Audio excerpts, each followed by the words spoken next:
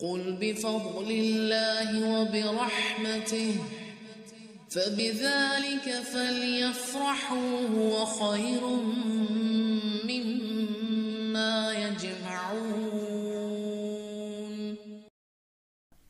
صحیح مسلم کی روایت سن لیجئے 7184، عبداللہ بن عمر سے یہ روایت ہے، جب جنت والے جنت میں جائیں گے اور دوزخ والے دوزخ میں تو موت لائی جائے گی اور جنت اور دوزخ کے بیچ میں ذبح کی جائے گی، پھر ایک پکارنے والا پکارے گا، اے جنت والو اب موت نہیں، اور اے دوزخ والو اب موت نہیں۔ جنت والوں کو یہ سن کر خوشی پر خوشی حاصل ہوگی اور دوزخ والوں کو رنج پر رنج ہوگا۔ تو آیت 23 میں کیا دیکھا؟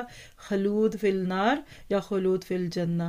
اب آپ کی میری مرضی ہے کہ ہم اپنے لیے کیا چیز تیار کرتے ہیں، کہاں جانے کا شوق ہے اور کہاں نہیں جانا چاہتے۔ ہم فیہا خالدون۔